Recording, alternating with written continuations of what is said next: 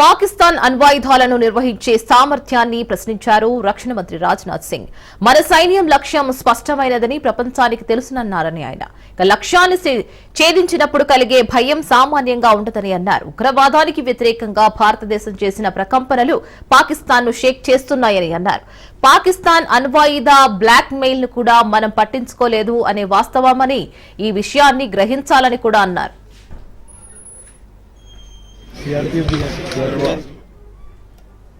बहादुर जवानों ने अपनी शहादत दी है, उनकी शहादत को मैं नमन करता हूँ, उनकी मैं स्मृति को नमन करता हूँ। और साथ ही पहलगाम में जो निर्दोष नागरिक आतंकवादियों के द्वारा मारे गए हैं, उनकी भी स्मृति को मैं नमन करता हूँ। मैं हमारे घायल सैनिकों के साहस को भी नमन करता हूँ और ईश्वर से यह प्रार्थना करता हूँ कि वह जल्द से जल्द स्वस्थ हो जाए। मेरे दोस्तों, इन विषम परिस्थिति में आप सबके बीच आज आकर मैं स्वयं को बहुत ही गौरवान्वित महसूस कर रहा हूँ। हमारे प्रधानमंत्री माननीय नरेंद्र मोदी जी के कुशल नेतृत्व और मार्गदर्शन में ऑपरेशन सिंदूर के दौरान आपने जो कुछ भी किया है, उस पर पूरे देश को गर्व की अनुभूति हो रही है। मैं अभी भले ही आपका रक्षा मंत्री हूँ, लेकिन उससे पहले तो मैं भारत का एक नागरिक हूँ। रक्षा मंत्री के साथ साथ मैं आज भारत के नागरिक के रूप में भी आप सबके प्रति आभार व्यक्त करने के लिए यहाँ मौजूद हूँ। पहलगाम हमले के बाद हमारे जम्मू कश्मीर की जनता ने पूरी एकजुटता के साथ और पाकिस्तान और साथ ही साथ आतंकवादियों के प्रति जिस प्रकार से अपने गुस्से का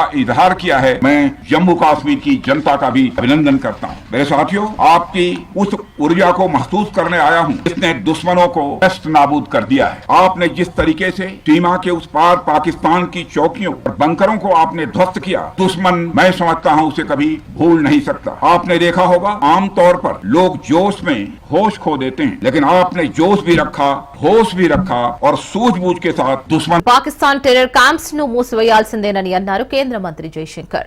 ఉగ్రవాదాన్ని ఆపే వరకు సింధు నది జలాల ఒప్పందం రద్దు కొనసాగుతుందని అన్నారు. ఇక పీఓకే పైనే భారత్ పాక్ చర్చలని, భారత భూభాగాన్ని ఆక్రమించుకున్న అంశంపై అయితేనే చర్చలకు సిద్దమని అన్నారు.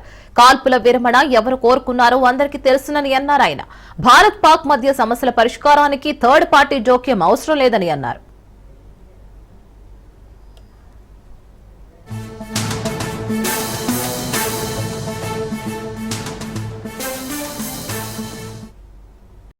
టీఆర్ఎఫ్ పై యుఎన్ఓకు భారత ప్రతినిధుల బృందం ఫిర్యాదు చేసింది. టీఆర్ఎఫ్ ను ఉగ్రవాద సంస్థ జాబితాలో చేర్చేందుకు భారత్ ప్రయత్నం చేస్తోంది. లష్కరే అనుబంధ సంస్థ టీఆర్ఎఫ్ పహల్గాం దాడికి పాల్పడింది. యుఎన్ఓ ఆంక్షల కమిటీతో భారత ప్రతినిధుల బృందం సమావేశం కానుంది. పహల్గాం దాడి వివరాలను యుఎన్ఓకు భారత్ వివరించనుంది.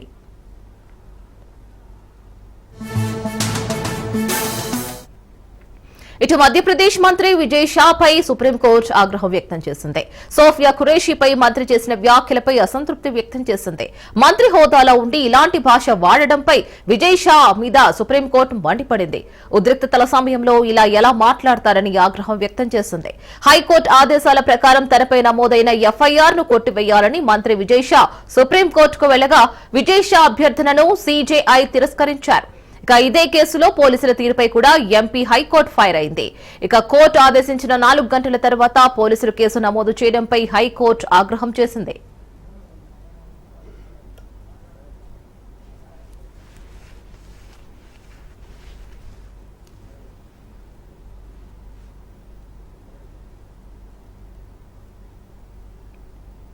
विजय शाह हाल ही में मेरे दिए गए बयान से जो हर समाज की भावना आहत हुई है, उसके लिए मैं दिल से न केवल शर्मिंदा हूँ, दुखी हूँ, बल्कि माफी चाहता हूँ। हमारे देश की वो बहन सोफिया कुरैशी राष्ट्र धर्म निभाते हुए जाति और समाज से ऊपर उठकर उन्होंने जो काम किया है वो हमारी सगी बहन से भी ऊपर सम्मानित है। हमारी सेना और हमारे सोफिया बहन की साथी इतने जिन्होंने हमारी उन बहनों का बदला लेने के लिए, हिंदुस्तान का मान सम्मान रखने के लिए और हमारे विरोधियों को धूल चटाई है, मैं उनका सम्मान करता हूँ। हाल के भाषण में जब मेरी इच्छा और मंशा यही थी कि मैं उनके बात को अच्छे से समाज के बीच में रखूं, लेकिन दुखी और विचलित मन से कुछ शब्द गलत निकल गए, जिसके कारण आज मैं खुद शर्मिंदा हूं और पूरे समाज से और समुदाय से माफी मांगता हूं।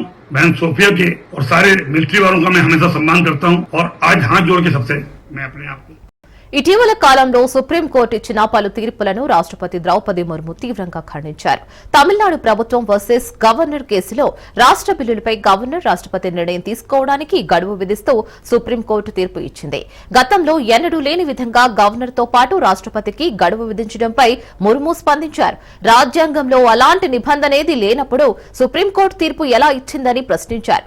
రాజ్యాంగంలోని ఆర్టికల్ 200 గవర్నర్ అధికారాలను బిల్లులకు ఆమోదం తెలపడం లేదా నిలిపివేయడం, రాష్ట్రపతి పరిశీలన కోసం బిల్లును రిజర్వ్ చేయడం వంటి విధానాలను వివరిస్తుందని రాష్ట్రపతి హైలైట్ చేశారు. అయితే ఈ రాజ్యాంగ ఎంపికలను ఉపయోగించుకోవడానికి గవర్నర్కు ఎలాంటి గడువును ఆర్టికల్ 200లో చెప్పలేదని అన్నారు. అమెరికా అధ్యక్షుడు Donald Trump Apple CEO team cook తో మాట్లాడుతూ తాను ఇండియాలో ప్లాంట్లు పెట్టొద్దని అన్నాడు. భారతదేశం తమను తాము చూసుకోగలదని అన్నాడు. దోహాలో జరిగిన ఒక వ్యాపార కార్యక్రమంలో అమెరికా అధ్యక్షుడు టీమ్ కుక్ తో తనకు చిన్న సమస్య ఉందని అన్నాడు. ఇక మిమ్మల్ని బాగా చూసుకుంటాను, తనను నమ్మాలని టీమ్ కుక్ ను ట్రంప్ కోరాడు. 500 బిలియన్లు సంపాదిస్తున్న మీరు కంపెనీలను అమెరికాలో నిర్మించాల్సింది పోయి ఇండియాలో పెడుతున్నారని, ఇది అమెరికా ప్రయోజనాలకు నష్టం కలిగిస్తుందని అన్నాడు. As you know, it's coming in. And I had a little problem with Tim Cook yesterday. I said to him, Tim, you're my friend. I treated you very good. You're coming in with $500 billion, but now I hear you're building all over India. I don't want you building in India. You can build in India if you want to take care of India, because India is the highest, one of the highest tariff nations in the world. It's very hard to sell into India. And they've offered us a deal where basically they're willing to literally charge us no tariff. So we go from the highest tariff, you couldn't do business in India, we're not even a top 30 in India because the tariff is so high, to a point where they have actually told us, I assume you too, Scott, you were working on that also, that there will be no tariff, right? Would you say that's a difference? They're the highest and now they're saying no tariff. But I said to Tim, Tim, look, we've treated you really good. We put up with all the plants that you built in China for years.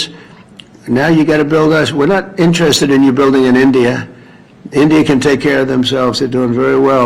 We want you to build here, and they're going to be upping there. Bharat తో పెట్టుకుంటే ప్రకృతి కూడా వదలదు. టర్కీలో భూకంపం సంభవించింది. Richter scale పై దీని తీవ్రత 5.1గా నమోదైంది. కులు నగరానికి ఈశాన్యంగా 14 కిలోమీటర్ల దూరంలో భూకంప కేంద్రం ఉన్నట్లు గుర్తించారు. ఈ భూకంప ప్రభావం టర్కీ రాజధాని అంకారా వ్యాప్తంగా స్పష్టంగా కనిపించగా ప్రజలు భయాందోళనకు గురయ్యారు. అయితే ఈ ఘటనలో తక్షణమే ఎలాంటి ప్రాణ నష్టం లేదా ఆస్తి నష్టం జరిగినట్లు సమాచారం అందలేదు. అధికారులు పరిస్థితిని సమీక్షిస్తున్నారు.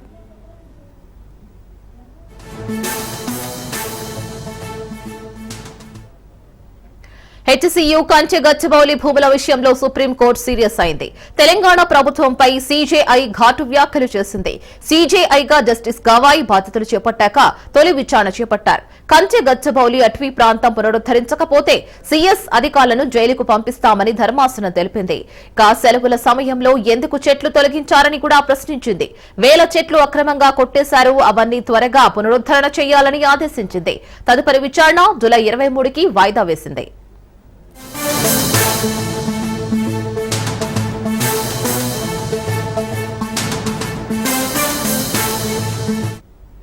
తెలంగాణలోని కాళేశ్వరంలో సరస్వతి నది పుష్కరాలు అత్యంత వైభవంగా ప్రారంభమయ్యాయి. ప్రాణహిత నదులతో పాటు అంతర్వాహినిగా ప్రవహించే సరస్వతి నది కలిసే త్రివేణి సంగమం వద్ద పుష్కర వేడుకలు ఆధ్యాత్మిక శోభను సంతరించుకున్నాయి. సీఎం రేవంత్ మంత్రులు పుష్కరాల్లో పాల్గొన్నారు.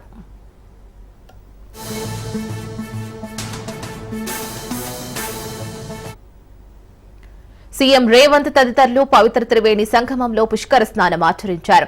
అనంతరం నదీమా తల్లికి ప్రత్యేక పూజలు నిర్వహించారు, హారతి సమర్పించారు. ఈ సందర్భంగా ఆలయ ప్రాంగణంలో నూతనంగా ప్రతిష్ఠించిన 10 అడుగుల సరస్వతీదేవి విగ్రహాన్ని, భక్తుల సౌకర్యార్థం నిర్మించిన 86 గదుల నూతన వసతి సముదాయాన్ని సీఎం ప్రారంభించారు.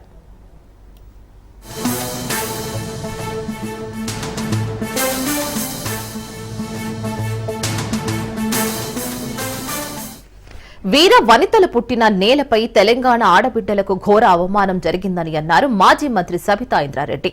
కాంగ్రెస్ ప్రభుత్వం ఆడబిడ్డల పరువు తీసిందని అన్నారు. తెలంగాణలో ఆడబిడ్డలతో మిస్ వరల్డ్ పోటీదారుల కాళ్లు కడిగించడం, టవల్తో తుడిపించడం దుర్మార్గమైన చర్య అని అన్నారు. యావత్ మహిళా లోకానికి ఈ ప్రభుత్వం క్షమాపణలు చెప్పాలని కూడా డిమాండ్ చేశారు.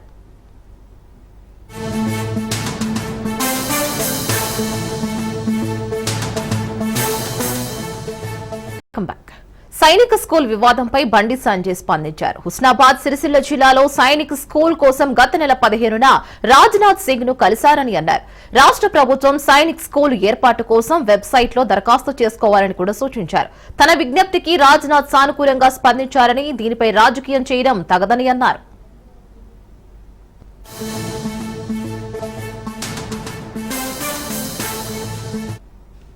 తెలంగాణ ప్రభుత్వంపై ఎంపీఆర్ కష్టయ్య ఫైర్ అయ్యారు. తెలంగాణలో కొత్త జిల్లాలు ఏర్పడి 6 ఏళ్లు అవుతున్నా ఇప్పటి వరకు అనేక కార్యాలయాల్లో ఉద్యోగులను సర్దుబాటు చేయలేదని అన్నారు. ప్రభుత్వ యంత్రాంగం సమర్థవంతంగా నడవాలంటే పూర్తిస్థాయి అధికారులను నియమించాల్సిన అవసరం ఉందని అన్నారు. ఉద్యోగాలు వెంటనే కొత్తగా ఏర్పాటు చేసే 23 జిల్లాలో కొత్త పోస్టులను వెంటనే 2 లక్షల ఉద్యోగాలు వెంటనే ఏర్పాటు చేసిన 23 జిల్లాలో కొత్త పోస్టులను వెంటనే ఏర్పాటు చేసిన 23 జిల్లాలో కొత్త పోస్టులను వెంటనే ఖాళీగా ఉన్న 2,50,000 ఉద్యోగాలు వెంటనే కొత్తగా ఏర్పాటు చేసిన 23 జిల్లాలో కొత్త పోస్టులను వెంటనే ఉన్న 2 లక్షల ఉద్యోగాలు దాదాపు 57,000 పాత నోటిఫికేషన్ కొత్త నోటిఫికేషన్ కలిపి 57,000 పోస్టులు భర్తీ చేశారు. అందుకు మేము అత్యవసరం. అయితే మౌలికమైన మార్పు తీసుకురాకుండా పోస్టులు కొత్త క్రియేట్ చేయకుండా అధికారులు ప్రభుత్వం ఎవరి దగ్గర పోతుందా కానీ మొత్తం పోస్టులు భర్తీ చేయడం లేదు. కేసీఆర్ ఉన్నాయి 6 ఏళ్ల కింద దాదాపు 23 కొత్త జిల్లాలు, 130 మండలాలు, జిఎస్టీ ఆఫీసులు, ఆర్డీఓ ఆఫీసులు, గ్రామ పంచాయతీలు, మున్సిపాలిటీలు, మున్సిపల్ కార్పొరేషన్లు పెద్ద ఎత్తున అదనంగా సృష్టించారు. కానీ వీటి పోస్టులు సృష్టించలేదు. 23 కొత్త జిల్లాలు వస్తే ఫర్ ఎగ్జాంపుల్ 23 కొత్త జిల్లాల కొత్త ఆఫీసర్ పోస్టులు సృష్టించారు. 40 డిపార్ట్మెంట్లలో district panchayat officer, district BC welfare, district tribal welfare, district cooperative officer, ఇట్లా 40 డిపార్ట్మెంట్ ఉంటాయి. 40 డిపార్ట్మెంట్ వల్ల కొత్త పోస్టులు, జిల్లా పోస్టులు సృష్టించాలి. హైదరాబాద్ లోని ఎమ్మెల్సీ కవిత తన నివాసంలో యువ కవుల సమ్మేళనం పోస్టర్ ను ఆవిష్కరించారు. తెలంగాణ సారస్వత పరిషత్లో జూన్ 2న తెలంగాణ జాగృతి ఆధ్వర్యంలో యువ కవుల సమ్మేళనం నిర్వహించనున్నారు. తెలంగాణ జీవన విశిష్టతను చాటి చెప్పడానికి ఈ సమ్మేళనం ఏర్పాటు చేస్తున్నట్లు కవిత తెలిపారు.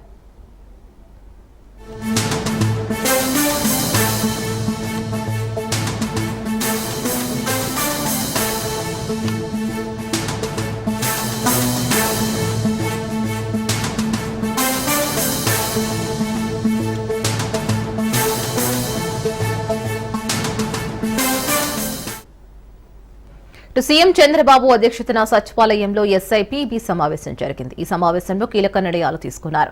సుమారు 33,000 కోట్లకు పైగా విలువైన 19 పారిశ్రామిక ప్రాజెక్టులకు ఆమోదం లభించింది. ఎనర్జీ, టూరిజం, ఐటీ, ఎలక్ట్రానిక్స్ రంగాల్లో పెట్టుబడులు రానున్నాయి. వీటి ద్వారా సుమారు 35,000 మందికి ప్రత్యక్షంగా, పరోక్షంగా ఉపాధి అవకాశాలు దక్కుతాయని చంద్రబాబు అన్నారు.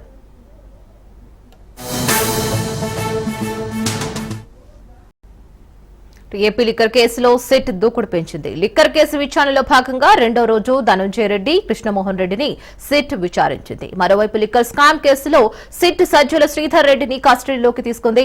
గత ప్రభుత్వ హయాంలో 2 కీలక పాత్ర పోషించినట్లు తెలుస్తోంది. లిక్కర్ కేసులో ఇప్పటి వరకు 4 అరెస్ట్ అయ్యారు. విచారణలో కీలక విషయాలు తెలుసుకుంది సిట్.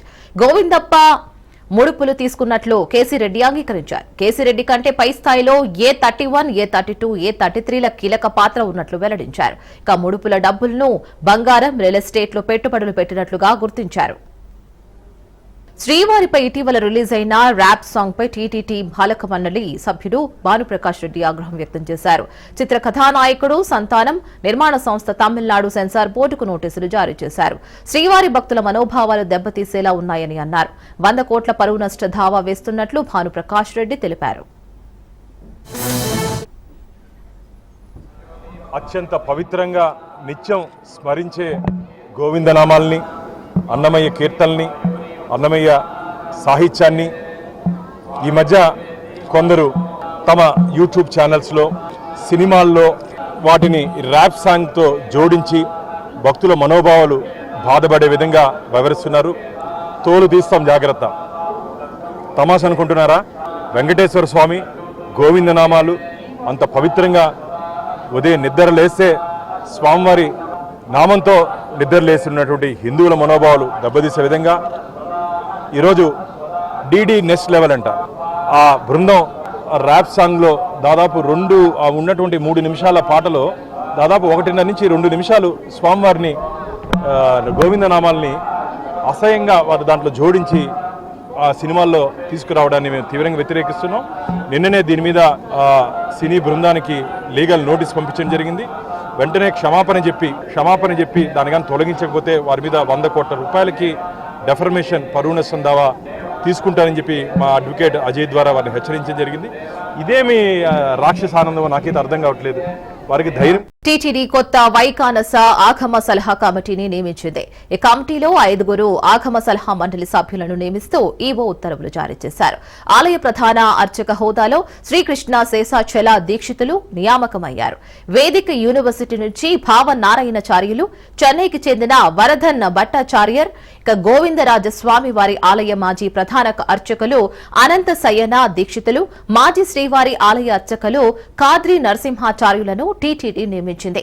అయితే ఈ ఆగమ సలహా మండలికి విధి విధానాలు కేటాయిస్తూ ఉత్తర్వులు జారీ అయ్యాయి.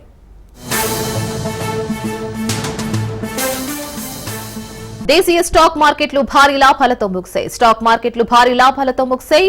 1200 పాయింట్ల లాభంతో 82,530 వద్ద సెన్సెక్స్ ముగిసింది. ఇక్కడ 395 పాయింట్ల లాభంతో 25,062 వద్ద స్థిరపడింది నిఫ్టీ.